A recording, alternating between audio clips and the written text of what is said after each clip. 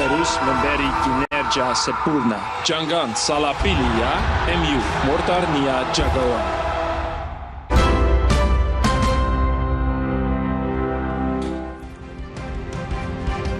Kembali di Sapa Indonesia Malam, saya Radi Saputro. Saudara, Timnas Indonesia mulai pemusatan latihan atau training camp di Bali untuk persiapan melawan Tiongkok 5 Juni nanti. 32 pemain telah dipanggil Coach Patrick Kluivert untuk mengikuti TC di Bali.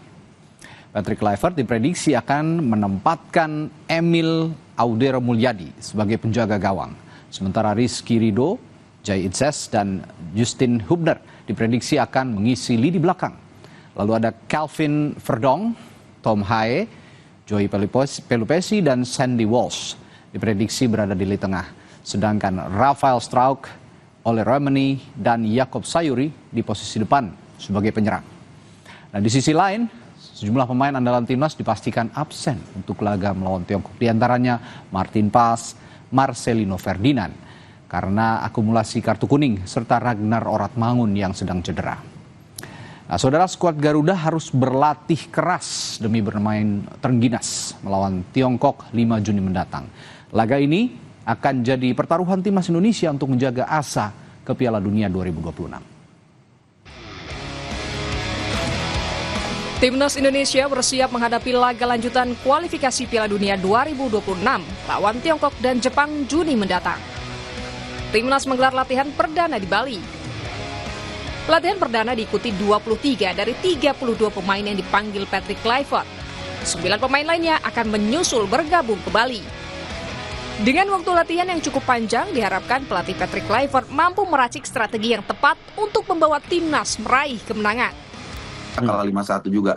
Tapi sisanya, 5 pertandingan sisanya, sekali lagi di luar Jepang, itu setiap kita lebih counter press, lebih bertahan, ya dengan ball position lebih rendah, itu kita selalu dapat poin, minimal dapat poin. Kita menang 2 kali, dari Saudi, dari Bahrain, itu kita selalu ketika ball positionnya lebih rendah. Artinya tim ini memang dibentuk sejak era Sintayong sampai sekarang itu bermain secara counter press, ya, secara bertahan. Nah, masalahnya China nanti apakah mereka mau keluar menyerang, meninggalkan area mereka untuk kita manfaatkan. Nah, di sinilah nanti adu taktik akan diadu, ya, terutama antara Patrick Kluivert, Yunto, Alex Pastur dengan Branko Ivankovic. Yang pertama kali ketemu China belum ada Joe Pelupesi, sehingga kita selalu kena counter. Nah, sekarang sudah ada pemain yang seperti Joe Pelupesi yang menjadi pemain pertama yang mematahkan serangan yang baik lawan, dan ini yang membuat Tom Hae akan lebih bebas ke depan. Absennya Marcelino dinilai sejumlah pihak akan memengaruhi pola serangan timnas. Pelatih Kluivert diharapkan bisa menemukan sosok pengganti Marcelino di laga nanti. 50% serangan tim nasional begitu masuk ke final third itu melalui sektor kanan. Sementara kita tahu di sini kita akan bermain tanpa Marcelino yang menjalani scoring, akumulasi kartu, dan kemudian kita juga masih menanti kondisi Kevin Dix yang menciptakan 2 chance created dan hampir menciptakan assist pada pertandingan lawan Bahrain. Dan di poros kanan itu kayaknya yang harus mungkin Coach Patrick akan melihat, ya, karena kita kehilangan Lino tadi dan kondisi Kevin masih belum dipastikan. Tapi tentu dengan kedatangan pemain-pemainnya kayak Jakob Sayuri, pemain-pemain seperti Egy Maulana Fikri yang tampil sangat luar biasa, 2 pemain itu di Liga 1 musim ini, kita harap mereka bisa menambal kekosongan yang ditinggalkan 2 pemain utama tersebut tadi. Timnas Indonesia akan menjamu Tiongkok di Stadion GBK Jakarta 5 Juni mendatang. Selanjutnya, Timnas akan tandang ke Osaka untuk menghadapi Timnas Jepang. Tim Liputan, Kompas TV. Lalu bagaimana jalannya latihan Timnas di hari pertama training camp di Bali? Kita perbarui informasinya bersama jurnalis Kompas TV Jipayana Putra. Halo Jipa, apa saja latihan di hari pertama training camp Timnas hari ini, Jipa? Baik, terima kasih Radina. Jelang lawan Tiongkok di gelaran Piala Dunia Grup C Zona Asia, Patrick Kluivert di Bali dalam latihan perdana tim fisik hingga pasti pemain dari para pemain timnas sendiri. Bukannya tersendiri di klubnya mereka masing, dan baru saat ini mulai tentunya untuk menumbuhkan rasa juang dari para pemain timnas ini, Radi. Oke. Lalu dengan pemanggilan nama-nama baru dari 32 yang dipanggil Patrick Kluivert, ada nama-nama baru kabarnya yang juga baru masuk ke timnas untuk gabung di training camp di Bali. Ini sudah bergabung semua atau masih ada yang belum hadir, Jipa? Baik dan saudara, dari 32 nama main yang belum bergabung latihan training center Bali United ini, diantaranya pemain JXS, Kevin Dix, Vice Dong, Sandy Walsh, dan nantinya menurut informasi yang kami terima akan nanti. Oke, jadi di hari pertama ini sepertinya latihan santai, belum masuk ke taktik ya, tapi nama-nama baru maupun juga pemain-pemain abroad yang sudah dipanggil oleh Patrick Kluivert, pemain-pemain abroad ini sudah hadir di Bali untuk jalani training camp di hari pertama. Baik, Jipa Yana Putra melaporkan langsung dari Bali, terima kasih. Dan saudara, TC atau training camp timnas di Bali yang cukup panjang ini diharapkan bisa membawa hasil yang maksimal untuk timnas Indonesia jelang laga melawan Tiongkok pada 5 Juni nanti di Stadion Utama Gelora Bung Karno, Jakarta. Nah, kita ulas persiapan timnas menghadapi laga lanjutan kualifikasi Piala Dunia 2026 itu bersama dengan analis sepak bola Erwin Fitriansyah. Selamat malam, Bung Erwin. Selamat malam, Mas Radi dan pemirsa Kompas TV. Ya. Bung Erwin, kalau lihat manfaat training camp, sebenarnya kita tahunya training camp itu kan karena mereka mayoritas pemain abroad gitu ya, dan juga bermain di beda-beda klub. Ini kan untuk mengompakkan visi bermain. Tapi selain itu, adakah yang jadi benar-benar manfaat yang paling terasa ketika training camp dilaksanakan di Bali jelang pertandingan melawan Tiongkok ini? Oke, ini training camp mungkin sekitar 1 minggu lebih ya. Mereka berkumpul di Bali. Mereka mulai hari ini sampai seminggu ke depan. Setelah itu meluncur ke Jakarta karena akan bertanding di GBK tanggal 5. Waktu ini sangat mewah buat Patrick Kluivert, para asisten dan pemain-pemainnya. Karena waktu menghadapi Australia, jelang menghadapi Australia sama Bahrain ini waktunya nggak sepanjang sekarang. Dan waktu itu kan para pemain semuanya itu di tengah masa kompetisi dan masuk masa krusial itu. Kalau sekarang pemain bisa fokus untuk berlatih bersama di timnas dalam waktu yang lebih panjang karena kompetisinya sudah selesai. Mereka punya waktu yang sangat panjang gitu ya jika dibandingkan dengan match day waktu lawan Australia dan Bahrain.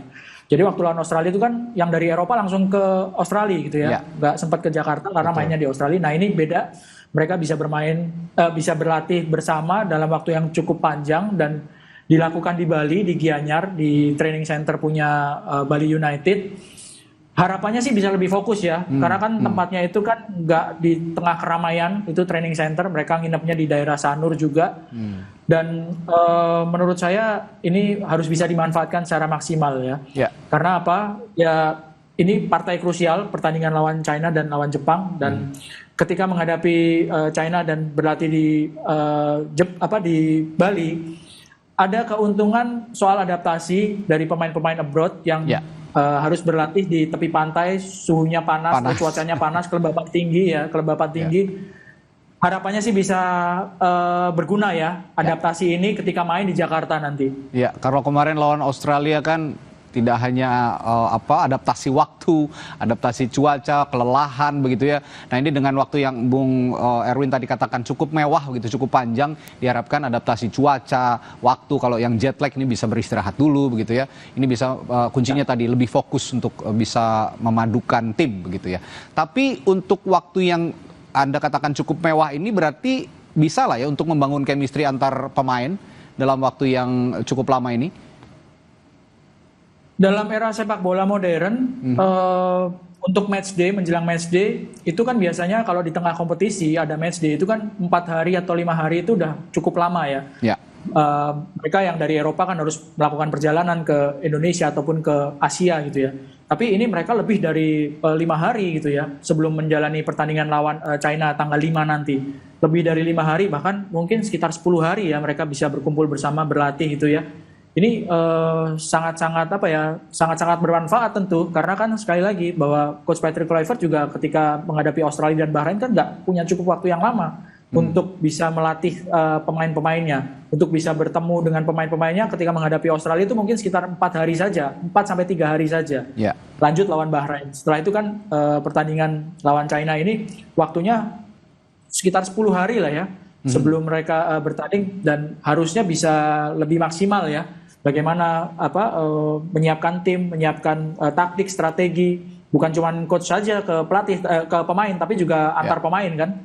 Oke, nah ini kan kalau kita bicara soal komposisi pemain yang dipanggil oleh Coach Patrick Kluivert, ada 32 dan 4 diantaranya adalah orang yang pernah dipanggil di timnas, lama tidak bermain di timnas dan sekarang dipanggil lagi. Ada Stefano Lillipali, ada Asnawi Mangkualam, dan juga Sayuri bersaudara, Yakob dan Yance. Kira-kira 4 orang ini yang pernah menghuni timnas dan tidak dipanggil lama dan sekarang dipanggil lagi, bisa nggak menghasilkan game plan atau pola permainan timnas yang berbeda dari yang sebelumnya kira-kira? Tambahan lagi informasi terbaru kan Septian Bagaskara nggak bisa hadir karena cedera. Digantikan Beckham Putra ya? Gantinya ada Beckham Putra. Betul. Ya, ada Beckham Putra. Jadi ada 5 orang pemain yang dalam tanda kutip baru gitu ya. Baru, karena ya, mereka sudah lama sudah lama tidak bermain untuk timnas. Saya pikir kehadiran mereka bisa menjadi pilihan baru, menjadikan pelatih Patrick Kluivert punya banyak pilihan.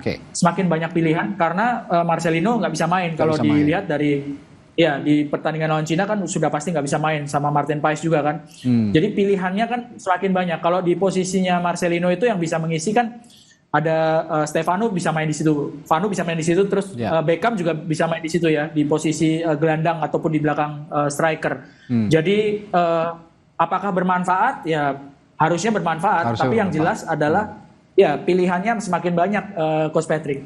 Ya, belum lagi katanya kabar terbaru juga Sandy Walsh dan Mace Hilhurst juga diragukan ya bisa bermain atau tidak ini melawan Tiongkok.